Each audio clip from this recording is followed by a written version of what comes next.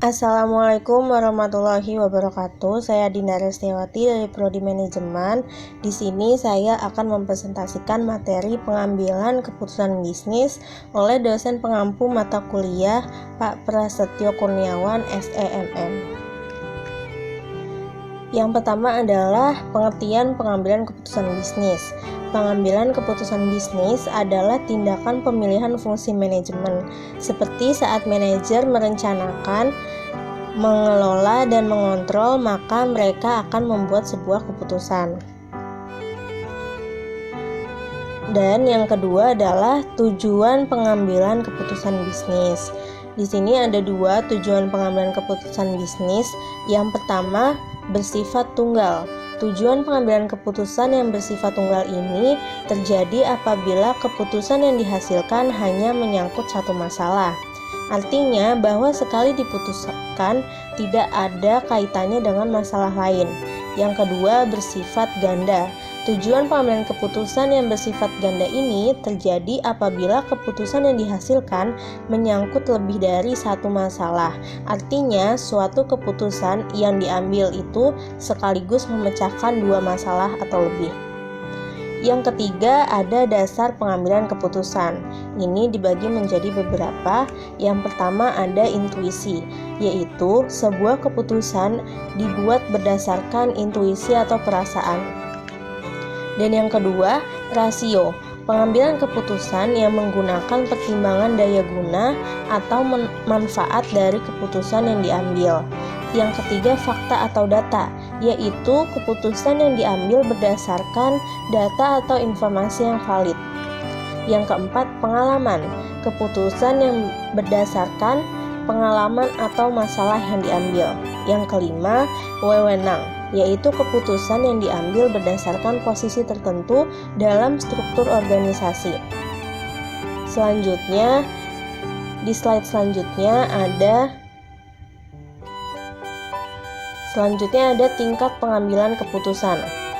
Dibagi menjadi beberapa, yaitu yang pertama, keputusan otomatis, yaitu keputusan yang diambil dengan cepat atau menggunakan insting. Selanjutnya, keputusan memoris adalah keputusan berdasarkan memori seseorang mengingat tugas dan wewenangnya. Selanjutnya, keputusan kognitif. Keputusan ini adalah keputusan yang dilakukan berdasarkan ilmu pengetahuan. Selanjutnya, kriteria pengambilan keputusan. Menurut Anderson, nilai-nilai yang kemungkinan menjadi pedoman para pembuat keputusan itu dapat dikelompokkan menjadi 5, yaitu yang pertama, nilai politik. Nilai politik adalah keputusan atau kebijakan negara yang tidak lepas dari partai politik, karena pejabat-pejabat mengambil keputusan berasal dari partai politik.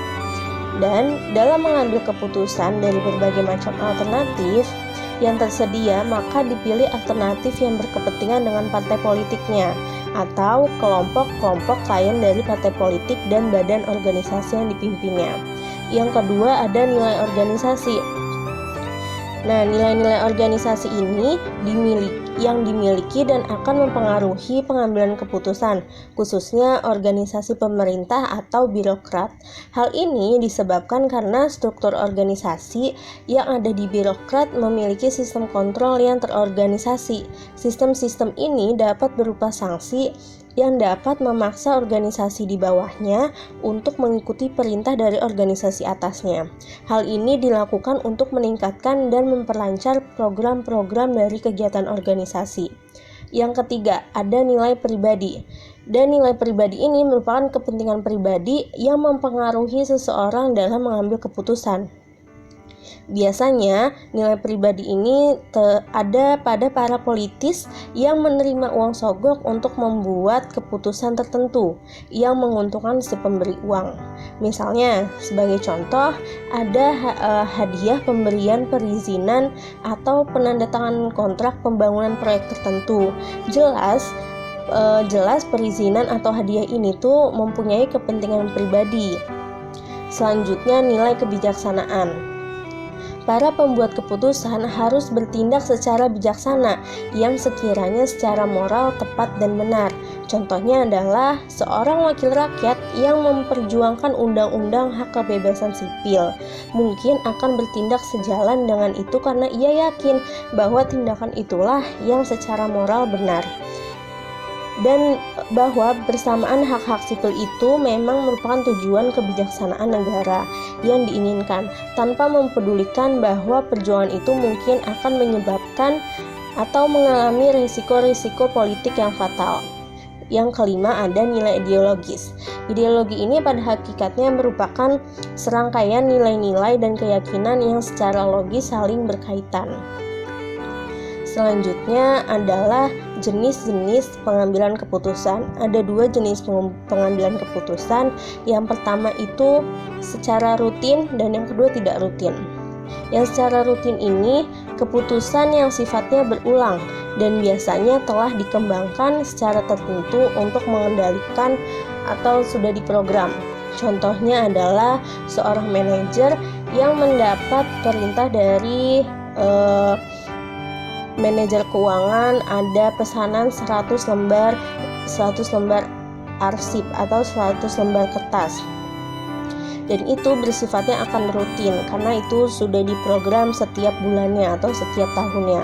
Yang kedua ada keputusan tidak rutin. Keputusan tidak rutin ini merupakan keputusan yang diambil pada saat-saat khusus dan tidak bersifat secara rutin. Keputusan ini terjadi di manajemen tingkat atas. Informasi untuk pengambilan keputusan tidak rutin tidak mudah untuk didapatkan dan tidak mudah tersedia dan biasanya berasal dari luar. Contohnya adalah suatu organisasi yang ingin mengembangkan produknya atau ingin memasuki pasar baru atau ingin merelokasikan kantornya ke pusat kota. Ini merupakan keputusan yang tidak terprogram atau keputusan yang tidak rutin. Selanjutnya adalah model pengambilan keputusan. Yang pertama adalah model pengambilan keputusan dalam kepastian atau certainty. Ini merupakan setiap rangkaian keputusan atau kegiatan hanya mempunyai satu hasil atau payoff tunggal. Model ini disebut juga dengan model kepastian. Dan yang kedua adalah model pengambilan keputusan dalam kondisi beresiko atau risk.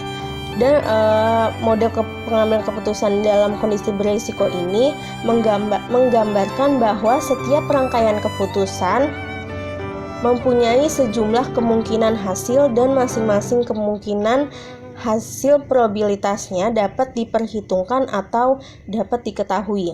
Yang ketiga adalah model pengambilan keputusan dengan ketidakpastian. Yang ketiga ini menggambarkan bahwa setiap rangkaian keputusan atau kegiatan mempunyai sejumlah kemungkinan hasil dan masing-masing kemungkinan hasil probabilitasnya tidak dapat diketahui atau tidak dapat ditentukan.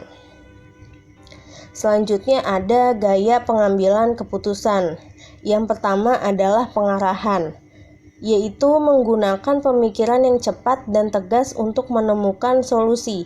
Yang kedua adalah analitis, yaitu menganalisis data untuk menghasilkan solusi dari suatu pengambilan keputusan. Dan yang ketiga adalah konseptual, yaitu gambaran besar yang bersedia mengambil risiko. Dan yang terakhir adalah perilaku, yaitu pengambilan keputusan yang mengevaluasi perilaku orang lain. Dan selanjutnya adalah memahami bagaimana manajer mengambil keputusan. Yang pertama ada identifikasi masalah.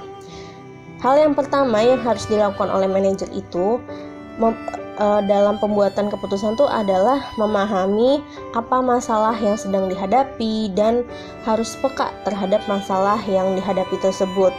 Jadi identifikasi masalah adalah suatu hal yang penting dan hal yang paling pertama harus dilakukan dalam melakukan pengambilan keputusan. Yang kedua adalah gambaran. Setelah mengetahui masalah yang dihadapi dan dipahami dengan baik, selanjutnya manajer tuh akan menentukan bagian-bagian masalah atau sudah punya nih gambarannya gimana untuk apa solusinya yang harus dipecahkan. Jadi para manajer dapat mempermudah identifikasi masalah dengan cara sistematik atau menguji sebab akibat dari masalah tersebut. Yang ketiga, memilih alternatif. Jadi setelah mengetahui gambaran masalahnya, yang selanjutnya adalah memilih alternatif.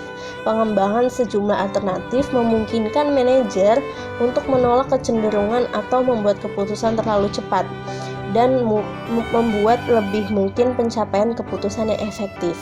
Yang keempat adalah pelaksanaan. Setelah mengetahui masalahnya, mendapat gambarannya, dan sudah memilih alternatif pemecahan masalah tersebut, yang selanjutnya adalah pelaksanaan atau implementasi. Setelah alternatif terbaik dipilih, para manajer harus membuat rencana-rencana untuk mengatasi berbagai persyaratan dan masalah yang mungkin dijumpai dalam penerapan keputusan. Implementasi keputusan menyangkut lebih dari sekedar pemberian perintah. Manajer harus menetapkan anggaran atau jadwal rencana kegiatan, mengadakan dan mengalokasikan sumber daya yang diperlukan, serta menugaskan tanggung jawab dan wewenang tugas-tugas tertentu. Selanjutnya ada kesimpulan, ini yang terakhir. Slide terakhir, kesimpulan. Pengambilan keputusan. Jadi kesimpulannya adalah pengambilan keputusan sangat berpengaruh dalam fungsi manajemen. Pengambilan keputusan juga dapat mempengaruhi keadaan suatu perusahaan atau organisasi di waktu yang akan datang. Sekian pemaparan materi dari saya. Kurang lebihnya mohon maaf. Wassalamualaikum warahmatullahi wabarakatuh. Terima kasih.